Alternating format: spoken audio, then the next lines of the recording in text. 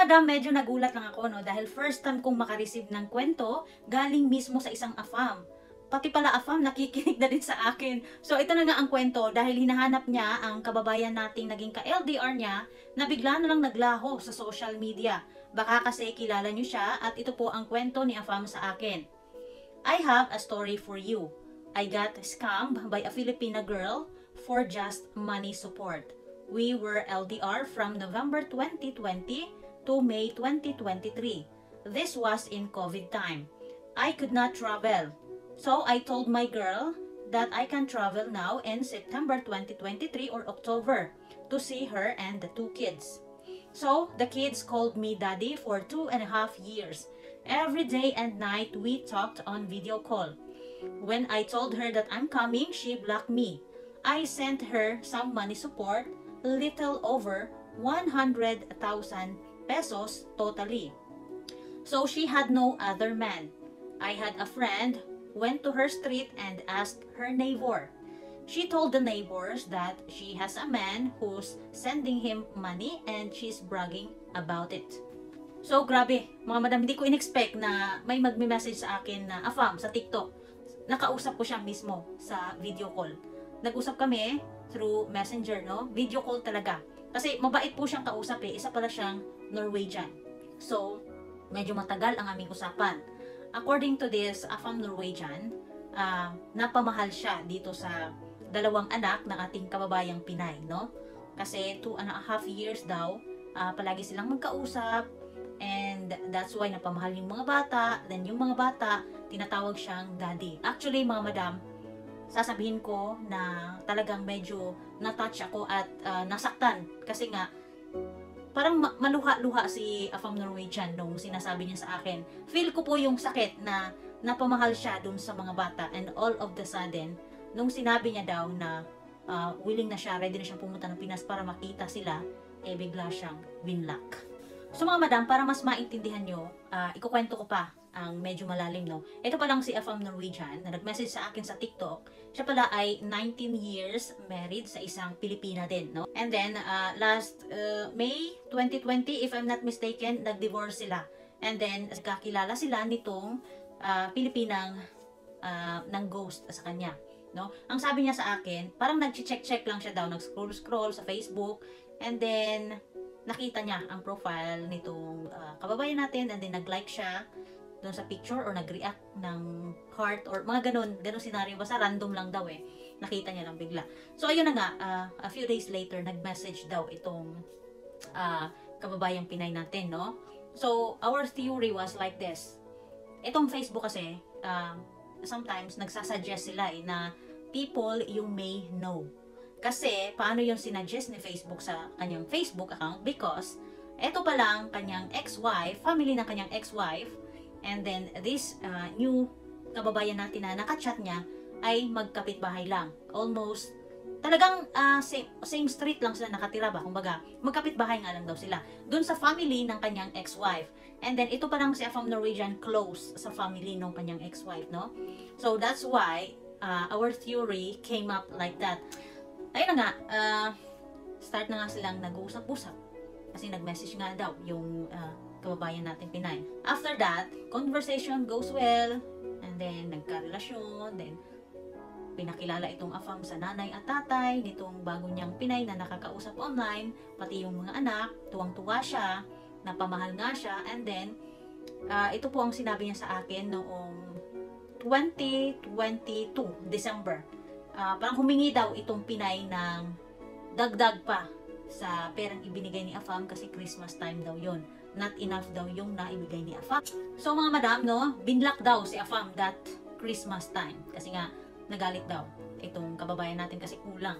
Kasi humihingi pa ng dagdag pero hindi na siya nagbigay. So, binlock siya. So, ito kasing AFAM Norwegian na ito is masyado siyang magaling sa computer, kumbaga. Kasi nung sabi niya sa computer daw siya nagtatrabaho eh. So, ito na nga, in-stock niya yung Facebook account nitong kababayan nating Pinay. And then, doon niya nakita na mayroon itong friend sa Facebook na isang Norwegian din. So, ang ginawa pala nitong AFAM Norwegian, gumawa siya ng fake account. Like, girl account, no? Ng Facebook. So, ang ginawa niya, minessage niya itong Norwegian AFAM din na friend nitong Pilipina na ka-LTR niya. So, finlirt niya. So, they started the conversation and then kasi babae siya dun sa ginawa niyang peking account eh. So, nakipag-flirt siya dun sa isa pang Norwegian AFAM. And then, they started the conversation and then, doon na, nagtanong na siya kung kilala niya ba itong si Diana o magkaano-ano daw sila. So, ang sinabi nitong other Norwegian AFAM na yes daw, nagkakausap-usap nga daw sila and tinanong pa kung kailan nag-start. So, it started noong December 2022. And that was the time na binlock itong Norwegian letter sender natin, nitong Pilipinang si Diana. So, ayun na nga, tinanong nga din siya ng isang Norwegian AFAM kung sino siya. So, ayun, sinabi niya ang lahat na siya daw ay ka-LDR, magkarelasyon sila. So, nag-screenshot siya, isinend doon sa isa pang Norwegian AFAM just to prove that he was telling the truth. Na, yun na nga, pinapadalhan nga din niya ng pera since 2020. So, ayun na nga, end of the story, binlock po si Diana nung isa pang Norwegian AFAM. And then, eto na nga, nagbalikan sila. So, ang nangyari kasi mga madam, no, parang naging stalker itong letter sender nating Norwegian. So, ay ni-stalk niya, pati yung pinahanap niya kasi talaga. Like, nagbibigay pa nga siya ng reward kung sino makakapagbigay ng impormasyon dito sa kay Diana and Diana's family kasi biglang naglaho sa social media. So, ayun, I don't know kung anong ginawa ni AFAM, no? Kasi biglang nag-message daw itong si Diana na natanggal siya sa trabaho dahil sa ginawa ni AFAM, which is, yun ang hindi sinabi sa akin ni AFAM Norwegian kung ano talaga yung ginawa niya. Bakit natanggal si Diana sa trabaho. So, ayun na nga, etong tawag nito, ito kasing AFAM Norwegian, mabait siya, and that's why, parang naging okay sila ulit kasi gusto niya, sinuportahan niya daw ulit. It's because of the children, kasi napamahal daw sa kanya. No? So, kumapit talaga sa puso niya yung mga bata. So, naging back to normal sila nitong Norwegian AFAM. And then, one night, etong si Diana, dumating, galing trabaho, no? So, nag-send siya ng picture na, alam niyo yung haggard talaga, kasi galing sa trabaho, pagod, no? So, sabi ni Diana daw, i-end muna ang tawagan nila and babalik siya within 10 minutes, I think yun ang sinabi ni AFAM. And then, naghintay si AFAM. Bumalik si Diana over 1 hour. And na-surprise si AFAM na biglang si Diana ay naka-makeup na. Pulang-pula na ang labi. No? So, magkaiba doon sa picture na sinend niya earlier kay AFAM na pagod siya kasi galing trabaho.